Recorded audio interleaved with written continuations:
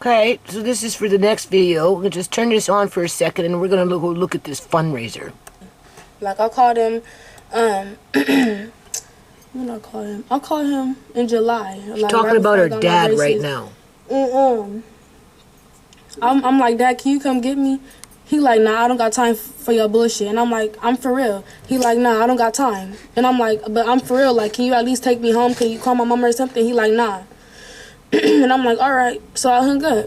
And I'm like, okay, he don't give a fuck. My mama don't give a fuck. So I don't give a fuck. Who's paying for your braces? Me. You're paying for your braces yourself? Mm-hmm. I imagine you're making enough money to do that. I mean, yeah. He only charged $250. And then Now like, keep in mind, this was just uploaded 8 hours ago. Mm-hmm. And you make that money on the track. Well, it'd be 9 hours but now. That's not where I get all my money from. Like, Instagram, if people follow me, they know I sell content and stuff, and I make a lot of money off of that. Oh, God, like... What do you sell? I sell, like sex tapes and, like fucking tricks and shit. Yeah, and, like, they like to see news. Some like to see me smile. Some like to hear me talk. It's just, they like all type of stuff. They like custom videos.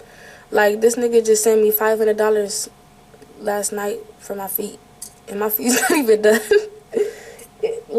It's, it's weird. Kids grow up fast nowadays.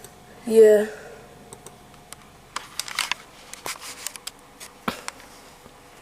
So what does that mean? Backpage? Or OnlyFans? 13 years old doing OnlyFans? I mean, she's advertising herself somewhere. When she's not working the strip. Doing interviews for Chump Change. So he can promote his fundraiser. So he can come back and help her at some point in the future. As he conspires to get her mother to do another interview to keep the drama going. Compared breast size. Who knows? So, that video is converting. I'm going to upload it, and I'm going to leave this as is, and I'm just going to ignore everything for a few days, deal with my sick grandkids here. Hope that Amari doesn't start puking and have a seizure. The puking I can handle, because that happens sometimes, right? Once in a blue moon. Amari actually very seldom gets sick. But he came home coughing because Tisha had a cold. I haven't quite caught it yet. Andre definitely got something. And I'm so praying that Amari won't get it. Normally he doesn't. But if he starts puking and then goes into a seizure, well, that's a whole different freaking ball game. So I got some beans by my front door sitting in a box, and I'm going to put them in this pantry in another box after I put the beans that are in the bag from the company into Mylar bags with an oxygen absorber just on the safe side. And because of these moths that came in with the rice when I did the rice run.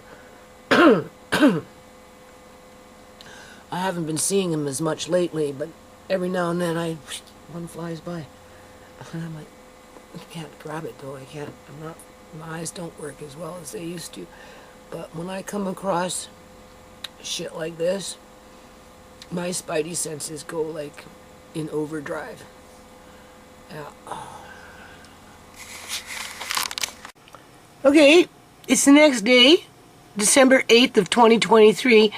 And what does this dude do?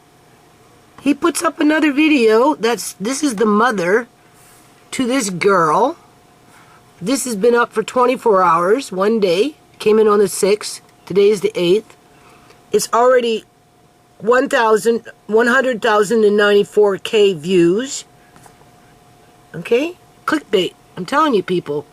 But I guess he had to bring the mom in ASAP, back to back, so that he didn't get in trouble for interviewing a 13-year-old. As the mother, obviously is stressing out, made mention that the cops aren't really doing too much shit about anything. She's got social workers chasing her ass about this. But at the same time, she wants to come back here on this channel with her daughter and talk out their differences to get her away from making her own money and try and get her back into school. Yeah, okay. It seems kind of fishy, don't you think? Right? As this video here pulled in something like 4 or 5 freaking ads when I was watching it, because when I did my last video, I didn't clue in that there was an ad even before I started watching this video. And then there was 2 more ads, which I pointed out with the camera. And then there was another ad. And then at the very end of the video, right, it went into another ad. So YouTube is slapping on a lot of freaking ads on this video with a 13-year-old runaway who admits that she's a prostitute, right? That she blames everything on her mom. While the mom comes in the next day, I didn't see not one ad on this video. Not one. Okay? They're very selective as to where they put their ads. Okay?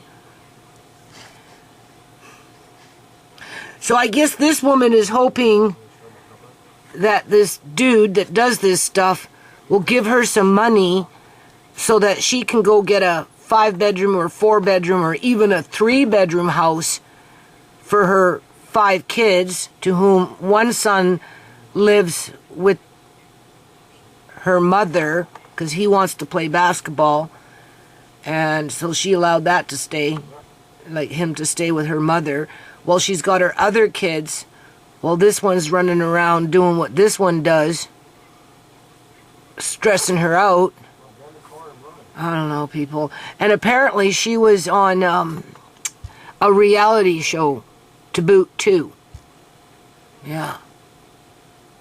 So what we're going to do is we're going to go look at this GoFundMe, because you know he's asking for money. Okay? If you want to watch this, yeah, he put it in his description. Soft white underbelly interview and portrait of Tani, the mother of Nova, posted yesterday, a teenage runaway in South Central LA. Now, I do realize that in the inner cities it can get pretty wonkers, just like it got wonkers out here in Surrey, British Columbia, Canada, when Sierra was fed drugs in middle school and became an addict at age 13. Currently, this girl of this mother isn't an addict yet, but all it's going to take is one hit of methamphetamine, and it's going to be a whole new fucking ball game. And then once that girl turns 14, or at least in Canada, I don't know, maybe they raised it to 16, but when Sierra turned 14 and I tried to get the cops involved to get her out of houses that were feeding her dope and corrupting her, they told me that they couldn't do nothing about it. They couldn't go in there and take out my 14-year-old daughter, because under the Criminal Code of Canada, at age 14, she was allowed to make her own decisions, and they had to wait until they caught her on the streets robbing somebody's purse. But by that time, it was too fucking late. My daughter was an addict. And then from that point forward, it was nothing but a bunch of bullshit. And this is why the handlers in the community, when it comes to the public union sector, allow this shit to happen with little kids running the streets, getting addicted to drugs and everything, because it basically gives them gainful employment where they can, you know, run them here, run them there, do this, and then at the end of the day, if the person never recovers, to which a large majority of them don't, they become extra income when it comes to illegal organ harvesting and trafficking of other body parts. Okay?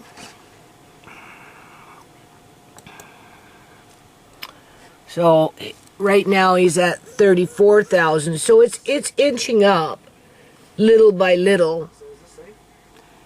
Right? It's coming in with well, it's not telling you.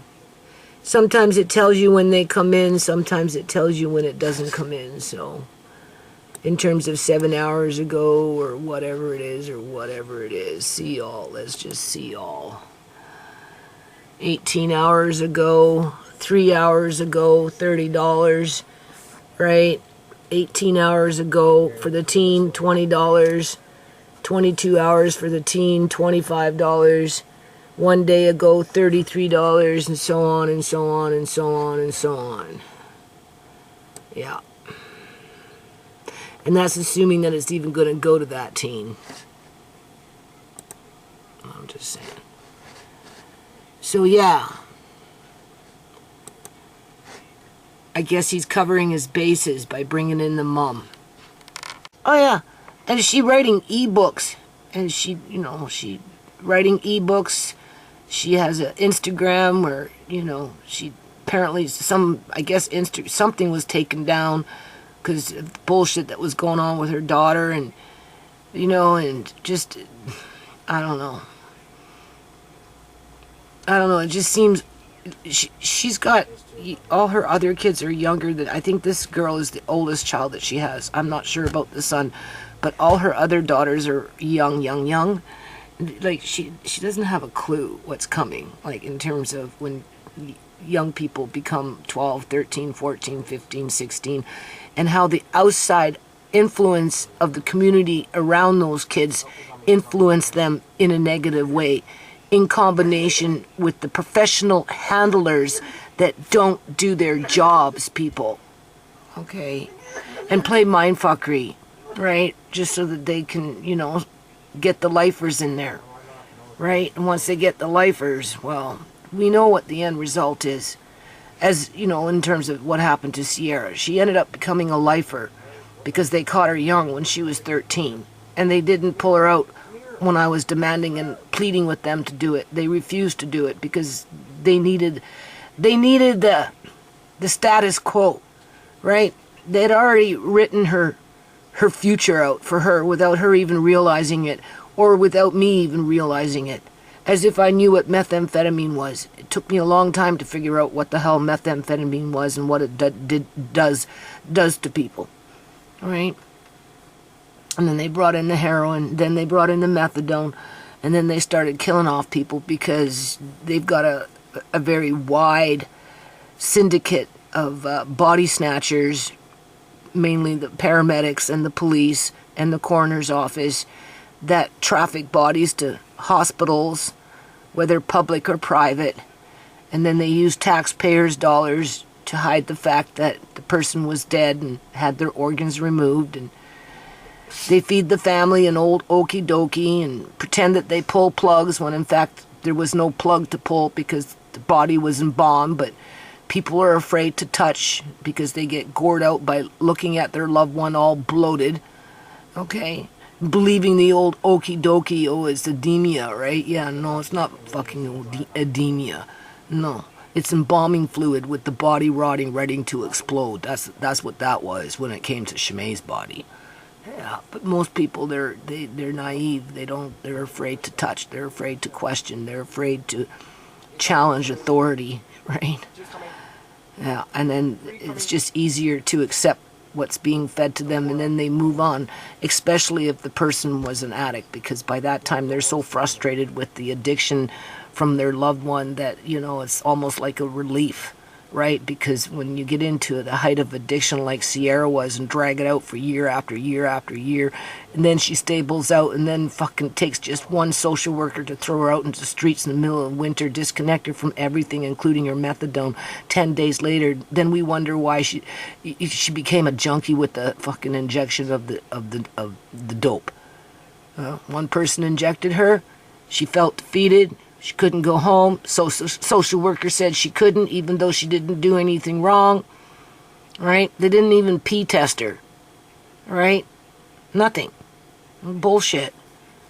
This woman, she doesn't know what's fucking coming. Seriously. Because she's either a part of the solution or she's part of the problem. Right now I'm on the fence with it because it seems too convenient that the story, the ebook, the picture book, the TV show, the backroom website with the perks. Who knows, right? The freaking reality show. Yeah, okay. Yeah, seems a little fishy to me. With YouTube slapping on their fucking ads, propping up this dude like he's some, what, white knight and savior? Yeah, okay.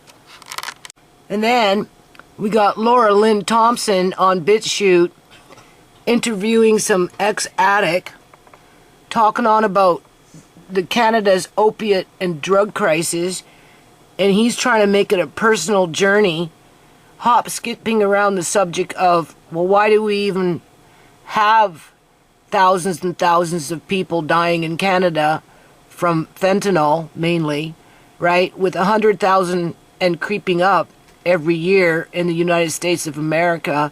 I mean, it wasn't even 5 years ago I was saying 70,000. Now it's 100,000 a year, right? And the cops ain't doing shit about it. As this guy's trying to normalize it, saying, well, I came from a good home.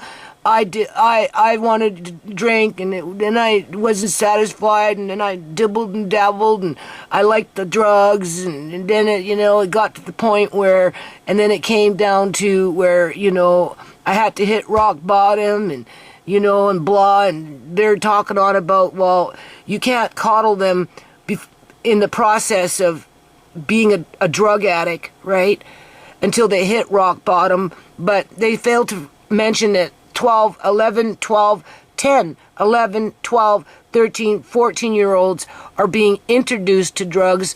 Methamphetamine is a big one because it's cheap, easy to get, and it takes one hit to get them addicted to constantly chase that fucking devil. And once they get that, that's it. You got a lifer, okay? And what, I'm going to abandon my daughter at 13 years old knowing that she's got something wrong with her, not quite understanding what methamphetamine is a fucking about.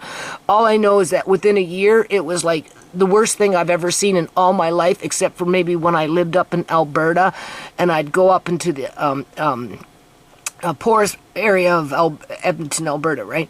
Into the poorest area. I can't remember, the East End or whatever the hell it was. And, you'd have natives out there drinking freaking Lysol from a Lysol can because of their addictions. And just with that whole situation in terms of the street life, right?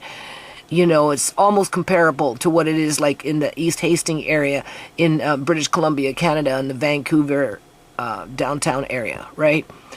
The only thing is the natives in Alberta and Edmonton, they like to sleep in your backyard under trees and in bushes and wherever, and they hibernate in there with their cans of Lysol and do whatever they do, right? And I mean, you just go about your day. What are you going to do? You try and run them off and they'd come right back. So, that was my extent of addiction in terms of, I guess, hitting the low point.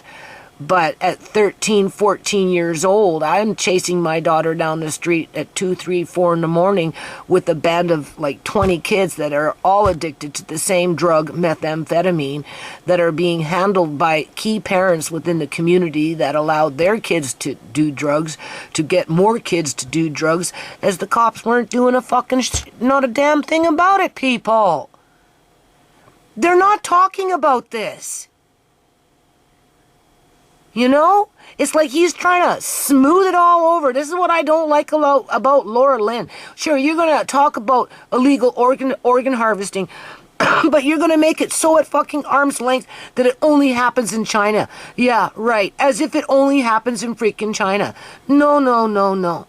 Why doesn't this guy talk about murder by fucking fentanyl? If he was an addict, like he says he was, I'm sure some of his friends, some of his buddies, somebody in his fucking neighborhood, in his hood, was hot shot, was murdered by fentanyl. Well, the cops came in after the fact and covered it up and said, no, the person was suicidal or they were depressed and they killed, it was an accident. They should have known better.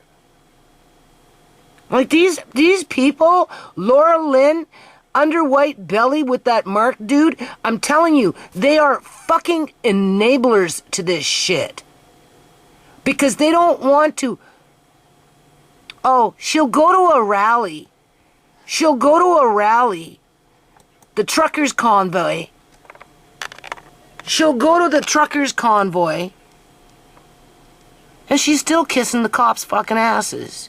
Oh, well, the cops were, they weren't that bad. Oh, yeah, yeah. I'm a freedom fighter. Let's kiss the fucking cops' ass, and maybe they'll give us an inch before they'd ever fucking give us a mile. I'd be happy just to get an inch. Yeah, whatever. You're controlled opposition.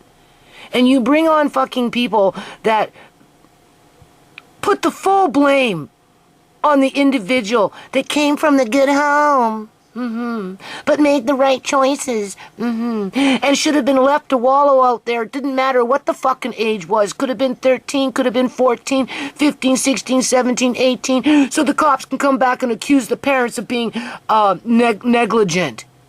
Yeah, okay. Only when it's fucking convenient for them, right? When you ask for their help, they don't fucking help you. If I would have abandoned my daughter at age 13, I would have became negligent. I would have been considered of putting my child in danger. Well, the fucking cops put Sierra in danger. From the moment that they never took her out of that fucking house and shut down that fucking house that had a native mother in it, people, with her native fucking kids running around scooping up on all the vulnerable little kids in the neighborhood, and all I have to do is, here, try this, it's fun, ha ha ha, we're partying, yeah, just try it one time, you'll like it. And that was it. And that fucking mother knew it. And then she got all those kids out in the streets fucking robbing purses. And that's when those cops said to me, well, I'm sorry, she's 14 now. We can't take her out of there. No, because it took me that long to figure out what the fuck was going on. Because I was constantly chasing her around. Because I was not a negligent mom. I didn't abandon my responsibilities as a mom so that she could figure it out when she was fucking 16 years old and hit rock bottom. Like, seriously. Oh, but I guess he's only talking about adults, right? He's not talking about his fucking friends that got snuffed out by murder, by fentanyl, by some who knows what drug dealer. Because that's usually the ones that have the fucking balls to do it. Julian was a fucking drug dealer. He had the balls to do it. Right? Because the rumor is, out on the streets, don't mess with the fucking drug dealers, because if you don't pay your fucking fee, you're getting snuffed out. Yeah. The drug dealer will give you the fucking dope laced with X amount of fentanyl to knock you out, to teach everybody else around them not to fuck with his money. Only Julian had a different agenda. Julian thought he was going to get Amari and then pass him over to his sister. Being that his sister wanted everything that Shimei had, including Freddie.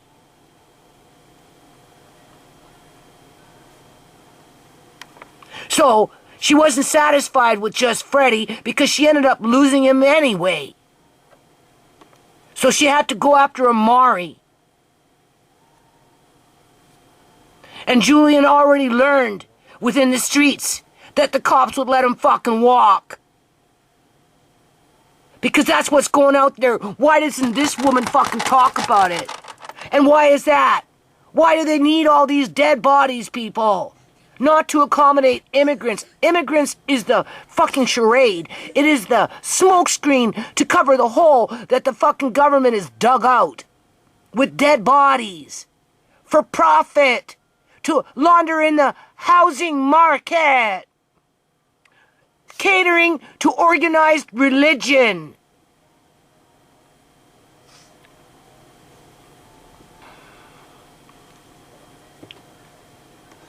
It's disgusting. It's disgusting. This Mark dude ain't no bloody different than what this person does. God, no. Let's just listen to this dude for a second. That's amazing, I think, because part of what we're seeing happening is that it's important what you said about hope, that you have hope, that you can get past it, and that will maybe help you. It's also important that you... Oh, and Shimei didn't have hope? She was only going to college in 12 days from the time she was murdered. Yeah, okay. No, that hope was taken away from her and the cops covered it up. Okay, why doesn't this so-called fucking, oh, let's get down with the dirty with the truckers and be a freedom fucking fighter, stand up for Canada? Why doesn't she talk about the real shit that's going on in the fucking world? You said it's because the substance is in your body. And so that's sort of that's a time you have to bear down, get help, do what you can and make sure that substance is out of your body. But people sometimes relapse. That's why. Yeah. Yeah, I'm sorry for cutting you off. That's why when I was talking about these supervised consumption sites or these kind of measures that we are adapting as policy. He's talking about safe injection sites that they're killing people. He can acknowledge that because he's trying to say that when people are addicts, they need to have the one-on-one with God in order to be able to stabilize their lives with a recovery program. And have been for some time.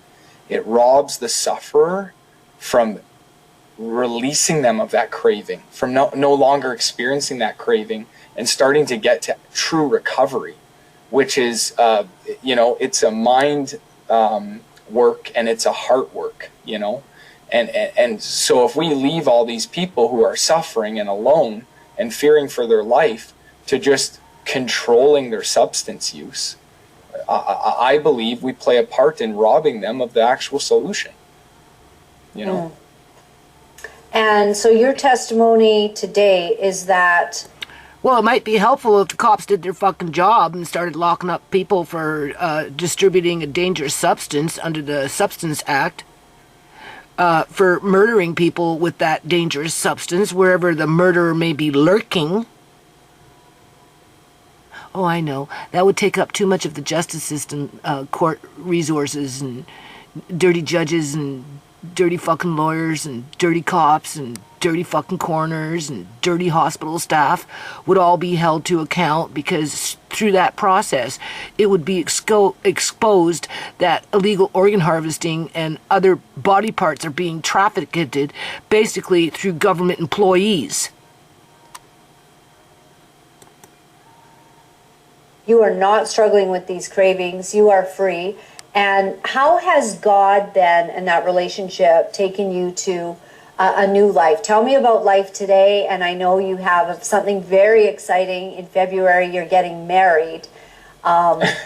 So obviously, very good things have happened after almost dying, almost overdosing, just being in despair. A very good life has happened. Clickbait. That's all it is. We're supposed to be talking about Canada. Canada as a whole. Not about some dude's experience, even though he's humble to say, well, it's just my experiences. I only got so much to say about the subject, but, leave them out on the fucking streets to wallow in self-pity until they figure it out and pull themselves up by their bootstraps and they're willing to accept God and fucking go look for help. Yeah, okay. If I would have taken his advice when Sierra was 13, 14, 15, 16, 17, 18, 19, 20, 21, I would have been accused of neglecting my daughter. And even then, at the very fucking end, I had some Punjabi woman drive Sierra home, drop her off at my house, knowing that Sierra couldn't be here because of what the fucking social workers had to say about it, and told me to look after my daughter. And I said, well, what do you mean I'm supposed to look after my daughter? I'm not allowed to have my daughter here. Why are you bringing my daughter here? Well, you better look after your daughter. And she just got her fucking car and left. Yeah. After they the fucking cops, the social workers, the hospital staff, all of it, after they turned her into a fucking walking monster. That was a year before she was lured to her death. I brought her in. I did what I could. But at the end of the day, we knew she couldn't be here for any length of time. Right? Why? Because if I would have done that at age 31, considering what the social workers did to her and us as a family to get their hands on Andre, thinking I'd be dumb and not fight for him. Right? I couldn't have her here for a long time. She was too messed up by that point. I couldn't fucking save her. She was destroyed. Because of the bullshit that those people, fucking fine white people fucking did. Fine fucking Punjabis, fine whatever. Like, this shit makes me mad. Like, this woman is so fucking shallow, and she hides behind a...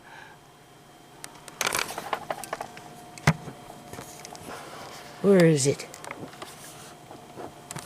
Look where it's hanging. Right in the middle of her fucking cleavage. Happened. Yeah, and praise God.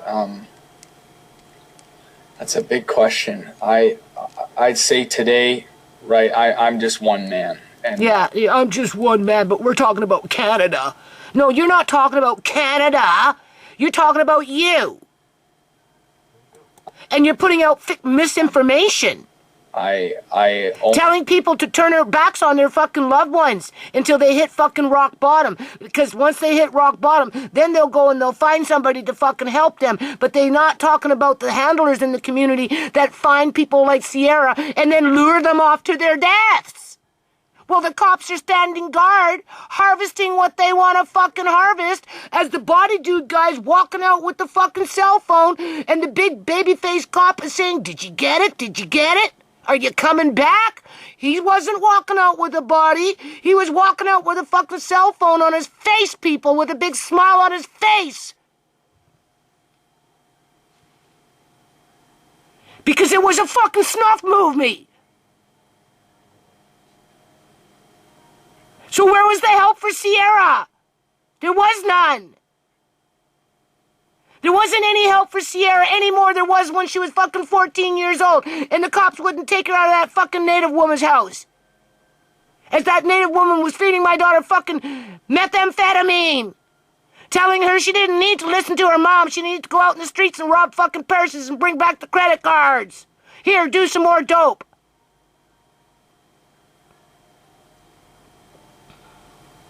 Why doesn't Laura Lynn talk about that shit? Instead of put the word fucking Canada. No, you're talking about some dude that is trying to convince people to abandon others so that they can find their own fucking way because they hit rock bottom. That's the solution.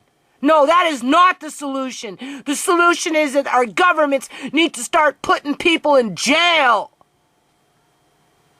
Do thorough 100% fucking investigations like they did back in the day when people were going around killing others with arsenic. They don't need to kill people with arsenic anymore. They got freaking fentanyl, and this bastard, he fucking knows it. If he was an addict, he knows somebody that was hot-capped. He knows somebody that got a hot shot. He knows somebody who was murdered by fentanyl. And he's covering it up, smoothing it over, normalizing it, pretending it doesn't exist. As Laura Lynn is using clickbait and trying to make his opinion nationwide. Okay, here's the charade.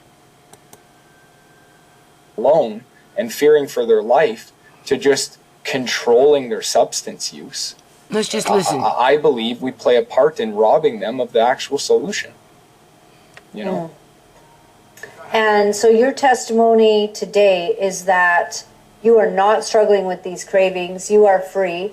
And how has God then and that relationship taken you to a new life? Tell me about life today, and I know you have... Okay, so this is the first time this dude has recovered from his addiction. Okay, and he's on a new path, getting married. Oh, everything's just going to be honky fucking dory. Now he might be one of the ones that get through because, you know, the epitome of what is right, less apt to be targeted. He's probably tall, male, right? So maybe government workers will let him fucking slide through. Who knows? I mean, he hasn't even gotten married yet, right? I don't think he's been a recovering addict for very long, but anyway. Of something very exciting in February. You're getting married. So obviously... What does that have to do with Canada, people? Very good things have happened after almost dying, almost overdosing, just being in despair. a very good life has happened. Well, you could say that about Sierra when she got pregnant with Andre. First 3 months, everybody in the fucking neighborhood was telling her to have an abortion. Everybody out in the streets telling her to have the only one who told her didn't have the abortion was me.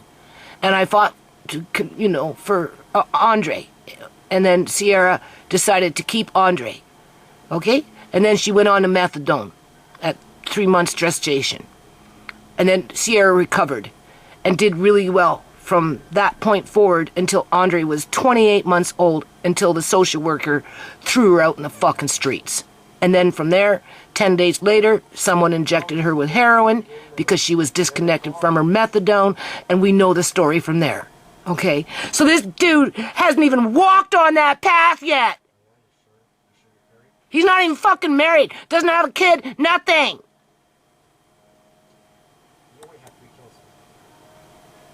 Yeah. Is his God gonna protect him from the devils in the neighborhood? Yeah, okay. Praise God. That's a big question. I'd say today, right, I'm just one man. And no, but you represent Canada. I only know a little. But no, what I do know, you're telling people to leave your loved ones out in the fucking street so they can hit rock bottom without their family's assistance, and then they'll figure it out on their own, going around begging for fucking help from somebody somewhere, and by the grace of God, it will just show up like a magical freaking plate of food, and they'll be saved from that point forward. And then, once they clean up their act, they can go back home. Yeah, okay. Yeah, you go tell that to a 14-year-old. Go tell that to a 12-year-old. Go tell that to a 17-year-old. Go tell that to somebody that's 22 that's been running the fucking streets since they've been a young kid, because the fucking cops allowed it to happen. Because they didn't want to go in and shut down those fucking native houses, any kind of fucking white man's house, who knows what houses. Because it's not just the natives that are doing it. Okay? That are feeding our young people the drugs so that they even end up like him. Oh, but he came from a good home. So somehow it makes it okay.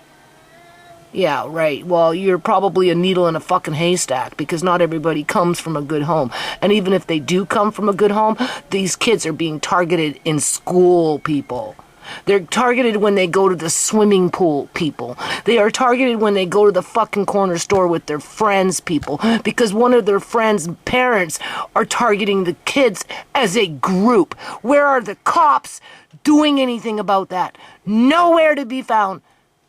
Because they are the handlers in partnership with a larger criminal organization that's digging that hole in the ground with fucking dead bodies, and then bringing in the immigrants to cover up what they fucking did and are doing. And Laura Lynn won't talk about that. She's gonna blame all the fucking Chinese sitting up in China doing all the illegal organ harvesting, but not in Canada. Yeah, okay. No, is trying to build a deeper relationship with God the best I can. Trying to... Do you know how many people say that over their recovery process?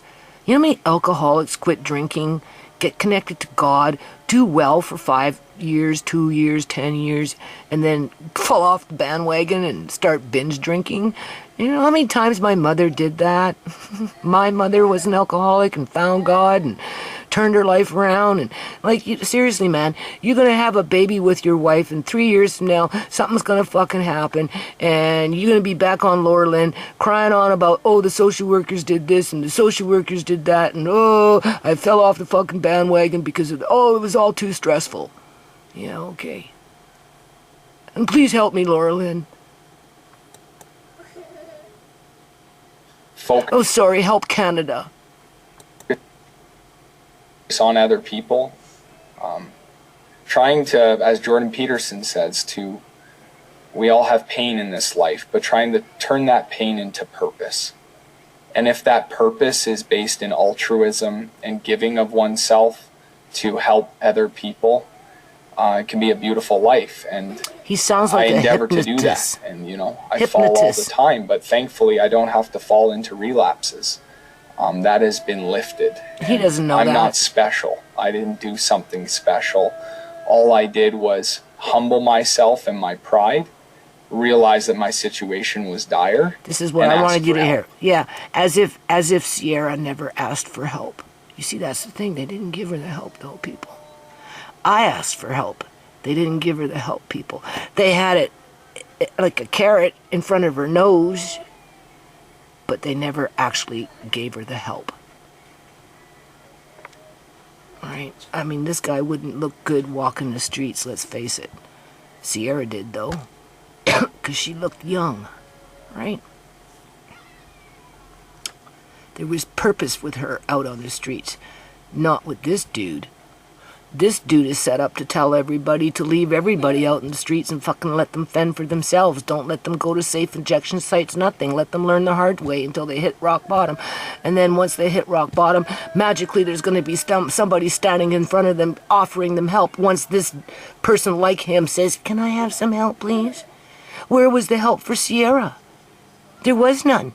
The cops left her behind the door with the drugs and the deviant behavior of the adults exploiting the kids. Okay? And you don't think that shit's still not going on? Why do you think this underwhite belly dude, Mark, does what he does? Because the problem is out there too. It's been a problem like that for a long time. Right? But people don't talk about it. Because cops are nice. They're nice people. They're there to help you, serve and protect. No, more like serve themselves and exploit you. Yeah. You use your vulnerabilities against you so that they can profiteer at some point in the fucking future. Unless, of course, you know, maybe in this situation, if you want to go lean towards institutional racism, white is right. So this guy might be successful, but he's no different than a recovering alcoholic. He could be clean for 5-10 years and then start binging. He ain't out of the woods yet. Nowhere near it. And he certainly doesn't speak for all of fucking Canada. I can tell you that right now. And that's kind of my Set him my up, mission please. now is if people are struggling or need help is ask for help and humble your pride. You're going to get through that. There's not enough resources to be asking for help, so why don't you come fucking clean with your little smirky self? After mistakes they're made, coming to hurting the your end here. family, your, you know, like things that had happened, and how did you ultimately forgive yourself if you did? Yeah. I don't know where I I guess heard he makes this, but it stuck with me for documentaries or years, something, and I little believe it to be movies. true. There's a wise guy who was talking about, you know, the process of making amends with others and yourself as well. And he was saying in this story, you know what? If you seek to clear away the damage that you've done to others and you honestly live in principle and character. You know what? That means nothing in the real world when the public union sector with their criminal fucking organization can't clean up their own damn act. Okay. It's far and wide. Deep, deep, deep. Like a deep, hollow hole. Something these two individuals don't want to touch with a 10-foot pole. And you try and serve other people, maybe you'll just wake up one day and found that you've forgiven yourself. Yeah, they really got Sierra serving other people now, didn't they? Because you're a man who is totally different than the man you knew. And I believe that to be true. I have found the process of recovery and learning from mentors of mine and trying to do the next right thing, no matter how many times I fall, has produced who I am today. And the man I am today is absolutely a man who's forgiven himself. That's what I would say. Yeah, that's really beautiful. I'm so encouraged by your story, and I hope that it's encouraging others. Here and there, I hear from people very, very broken by Canada's problem with addiction, To which she didn't even address. opioids, what's coming in, fentanyl, deaths. Illegal organ harvesting. Family after family after family. Why? And your story is going to bring hope to someone's heart. And so I pray that your legacy will be that of bringing healing now to many people's lives, and even through the incredible documentaries that you're doing. And I don't know if you'd ever think to do one on this subject, but it might be great because this is breaking us. This is breaking Canada. We want to just put up your graphic one more time, then under your... She uses one individual as the story to justify her title, because ultimately it was just clickbait. Because tell people how they can see the videos that you've created. Sure. Yeah, that if you follow that website there's some links to some films me and my team have been working on. And the first one, which I'd love to announce, that was released, I think, about 4 or 5 months ago, is When the Mob Came. And this has been a labor of love and a project which I co-directed for the last 4 years. And it really dives into... So he's been clean for 4 years? Is that it? I mean, if you're an addict, well, maybe he was a functioning addict. But no, he said he had to hit rock bottom first before he could go out and get help. Right? He had to ask for the help. Wait for it to show up and go knocking on his door. Who knows? The crisis that we face as a culture with cancel culture and just like a lot of the deeper factors that are from our society that we've kind of all embraced that lead to crippling our democracy. And the story of this amazing woman, her name's Kaylin, is just incredible. And I got to follow her journey as she faced cancellation, unjust cancellation, for the last 4 years. And I'd encourage you to click the link and check it out. And Laura Lynn, thank you so much for having me on your show. You're so welcome. So he must have been clean for 4 years, because if he was an addict to hit rock bottom, I don't think he'd be doing that. Thank you for being willing to be vulnerable and tell us all of this. It's such a good story. Make a movie about it, Andrew. Make a movie about your life and coming through. Maybe that'll be a project for a later time when we're not facing the apocalypse. But anyways, it feels like it, right? Well, and thank you for your work and just shining a light into dark places. And She didn't shine no light into dark places. She avoids that shit, people. I'm telling you, I've been watching this woman for quite a long time. She lives up in my neighborhood. She doesn't give a rat's ass about fucking street people struggling, having their organs ripped out of their bodies, being lured to their deaths, families being torn apart over false accusations or whatever the medical kidnapping of the elderly. Trust me, because if she cared about that stuff, she would have contacted me a long, long time ago. I was too close to fucking home for this woman. Yeah, with her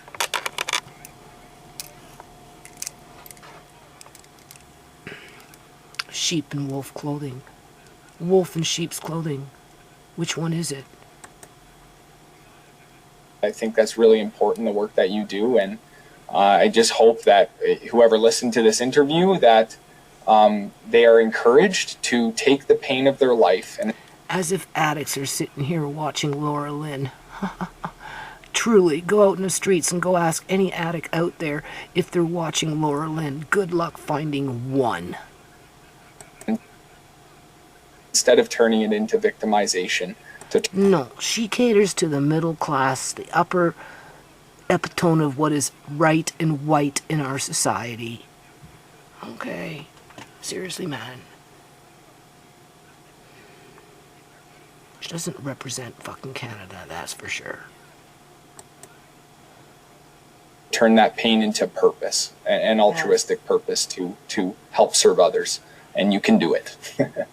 Thank you so much. Andrew, you're amazing. I look forward to talking to you again and seeing what you're up to, because now you've become a real world changer, and I love it. Say hi to your dad for me.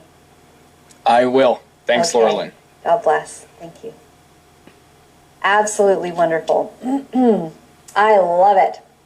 So while the world's falling apart and, we're hearing a lot of bad stories regarding this, there is positive stories. And I know that back in the day, I would interview Teen Challenge people, and that's kind of why I did this. Like, this is 15 years ago.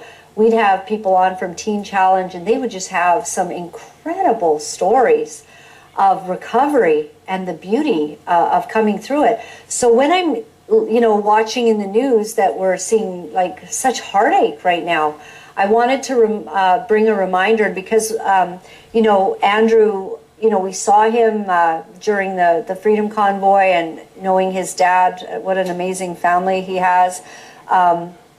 Wanted to just bring that reminder of hope to you today, that it can truly be better. Well, we've got some crazy stuff going on in the world. Have you seen the anti-Semitism that's rising up? Okay. It's certainly rising End in of the Canada. I heard subject. today. Okay, people, this just gets better. That dude that was interviewing that teenager, well, she's not even a teenager. She's an adolescent. She's 13 years old. That's an adolescent. Okay.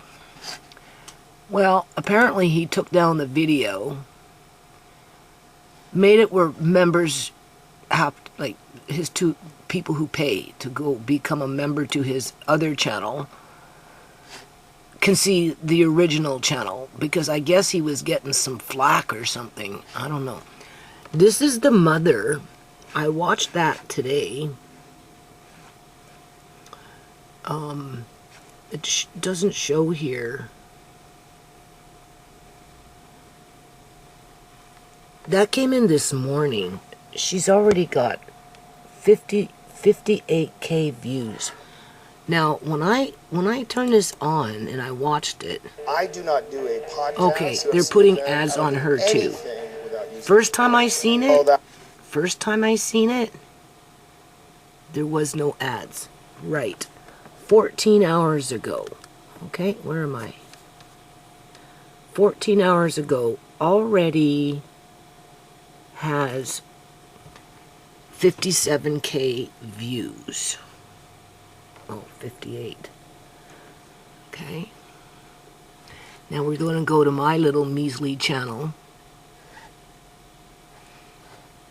Let's do that. I'm going to show you how many views I got. I guess my channel is insignificant when it comes to illegal organ harvesting, the exploiting of young people, the medical kidnapping of the elderly. None of that is important, right? YouTube is a hypocritical corporation. 35 views. Yeah, it's been sitting like that since yesterday. Oh, maybe I got a couple of views and YouTube took them away. I wouldn't be surprised, because they've been doing that shit for a while. But do you see what's going on here? So let's go back now. So what I want to do is I want to go to his main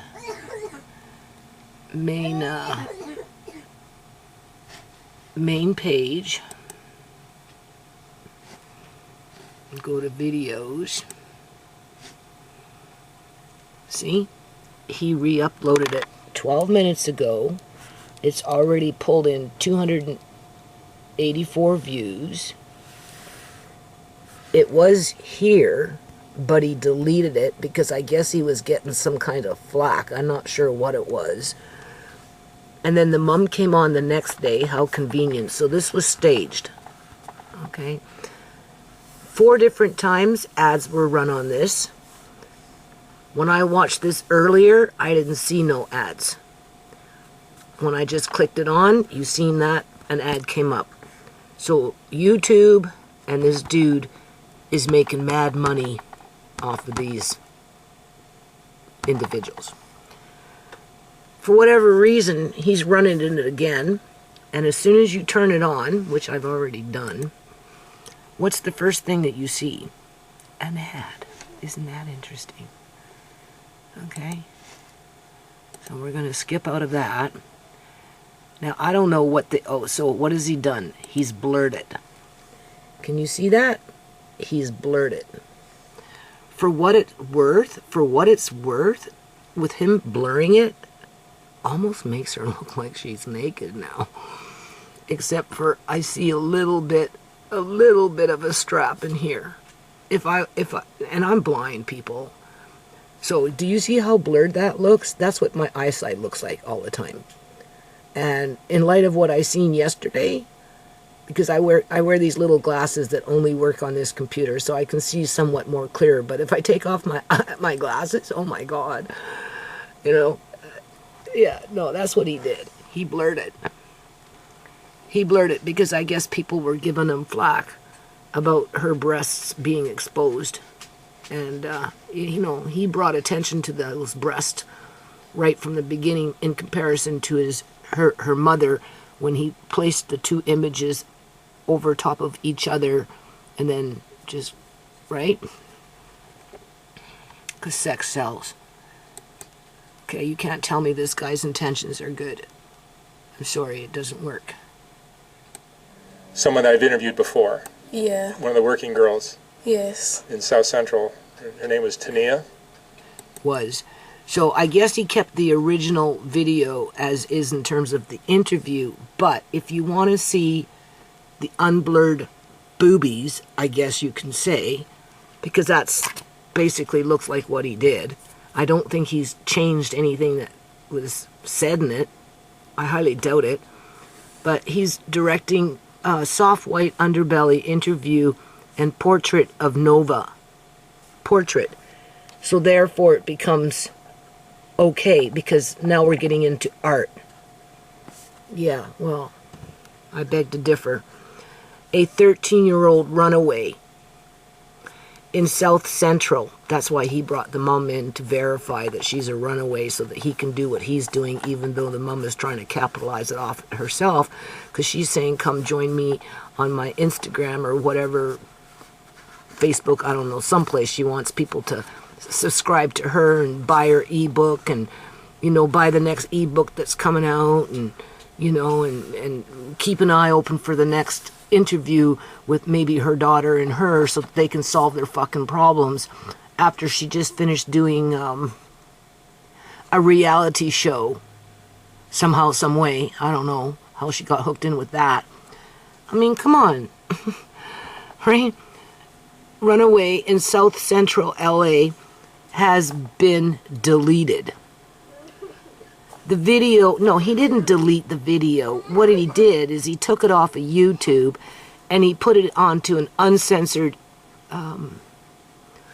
website that he pays for, but charges people to come and see the videos. Okay? Has been deleted. The video can be watched on the SWU subscription channel and here's his fucking channel that he pays for. So if you want to see the video with her not blurred, She's been in the well, let's see if he on social did media this a lot too. with Let's see what he all did the drama with this. in her life. Yeah, do you see? Do you see what he did? Do you see what he did?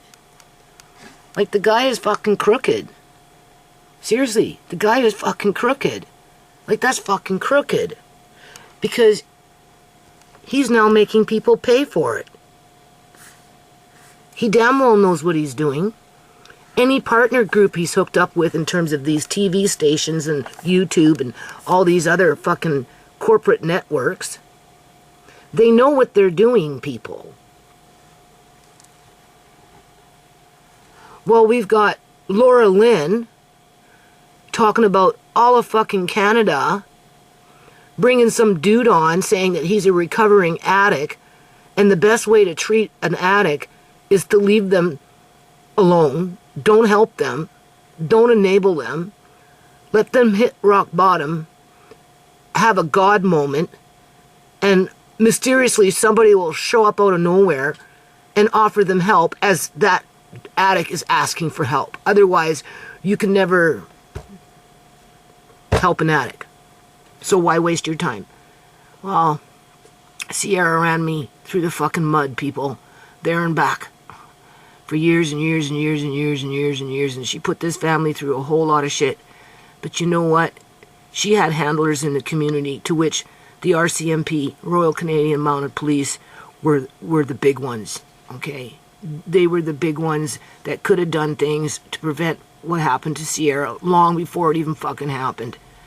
And they are the ones who enabled her to get deep in her addiction with methamphetamine at the encouragement of local native people that were completely corrupt themselves as they corrupted their system, their children, and used social services to their advantage because they don't get treated like other people get treated, right? In terms of they can have their kids even though they're addicts and they're this and they're that, but you know, not Sierra. Oh God, no. The social worker threw Sierra out in the middle of the fucking street in the middle of winter, right? But Sierra wasn't even an addict. Sierra had been on methadone for like 28 months from the time Andre was born, and add on another 6 months. So what's that, 34 months Sierra was on methadone? Like, give it a break, man. This guy is fucking crooked. Okay, this is too funny, people. Look what YouTube did. Either YouTube did that, or this guy did that. So we know that he blurred her, but we also know we put her down as a perk, so that if people want to see it uncensored, unblurred, they can pay $10 and go see it for themselves. Unless he's changed this. Interview, the portrait of Nova, a 13-year-old runaway in South Central LA, has been deleted. The video can be watched on the... So he's still... Now he's going to charge people to do it, to watch it, without it being blurred. So I'm not the only one here, okay, people? I told you there's other people who've been making videos on this dude. I'm not the first one to mention it. But here, when I came in and looked at it, there was comments and people were kind of chewing them up. So I refreshed the page to continue reading comments, but you can see what's happened here now. Because he can't take the heat. Or maybe YouTube can't take the heat and are trying to be responsible now. But as soon as you turn on the video... Oh, didn't get an ad this time. But maybe if we go in this way, come in this way, within 3 hours, 4,007K. But when he first initially put it up, it was at 57K within, what, 8 hours? But Mom, 17 hours ago, look how much she brought in. Oops, where am I? There we go. 65K. Alright. Alright. Okay, so, because I've already done this a couple times, so I've already gotten ads. Unless, of course, maybe YouTube took off the ads now. I wouldn't be surprised. And technically, that almost looks like she's nude. For what it's worth. I don't know what's better. At least with it not this way. Nova, she looked like she had a bathing suit top on. Is there a hidden camera spying on There you go, right now? an ad. See how fast the ad came in? You won't believe it. Did you see how fast that ad came in? Like, Do you see what's going on here? Leave it to the imagination unless you want to pay $10 for it. I mean, you can always go to his .com site and go pay $10 and see it for what it really is. So who do you think did this? I can't even make a video half the time with Amari without YouTube coming in there turning off freaking comments. And we're not doing anything. Amari's just giggling and laughing and whatever Amari does. If I got the camera on Amari. Can you believe this? And they will do that to me with Amari.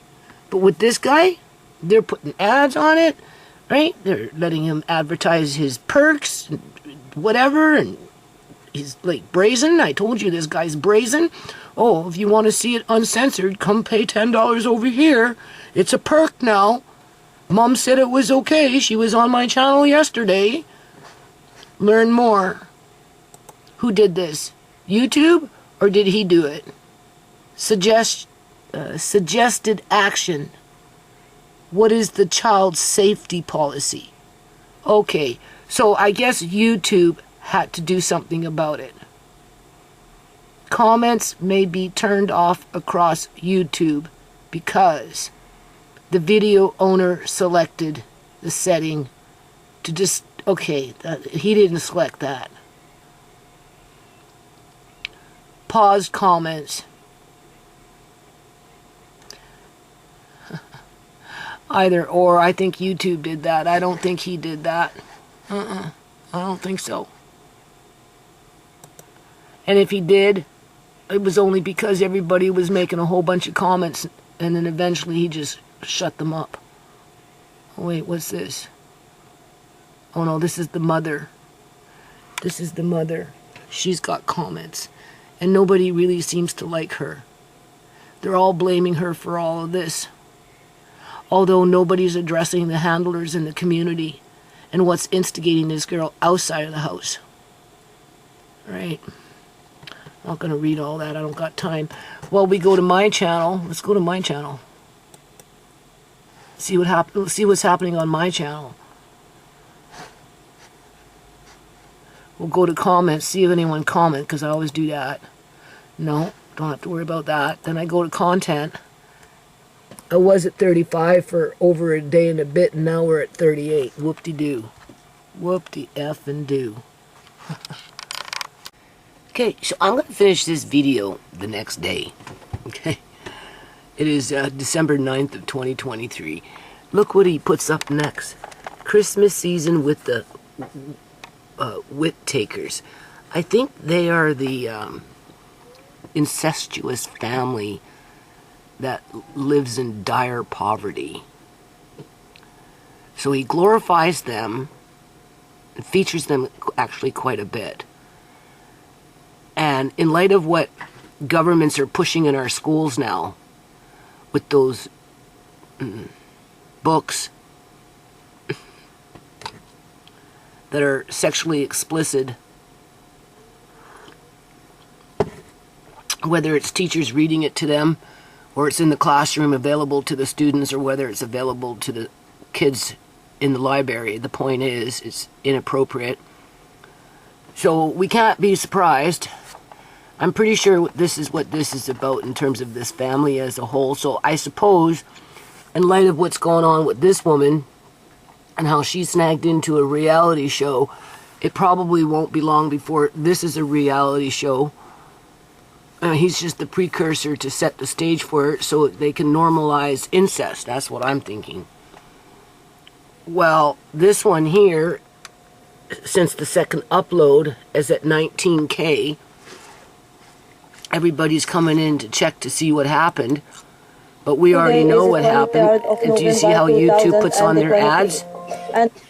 One after another. So what? So what? What does that mean? Nothing. The only reason they did that is because people who are watching this video, I guess, gave out some flack and flagged it. And Gaza is And still then under the fire and he under got the war. We'll be on the phone with them. he got whatever, and basically made it look like she's nude now. Leave it to the imagination station. Do you see what's going on there? while YouTube is trying to be a responsible corporation as they're slapping on their ads, making it so that people can't comment because they're protecting children, as we've got him now posting subliminally the idea that it's okay to be incestuous. That's what I mean. And if you want to go see the original, you can just go pay $10 and get it uncensored. So YouTube didn't do jack shit, because it won't be long before he does this again with another teenager. Because he does it every now and then because it's a hot ticket item. It brings in a lot of views. Right? Well, the parents get reality shows. Or attention or whatever. Right? I mean, like, this is stupid. Really stupid. As they continue to shadow ban my channel. Yeah. Because I don't play into the old Okie Dokie. Yeah.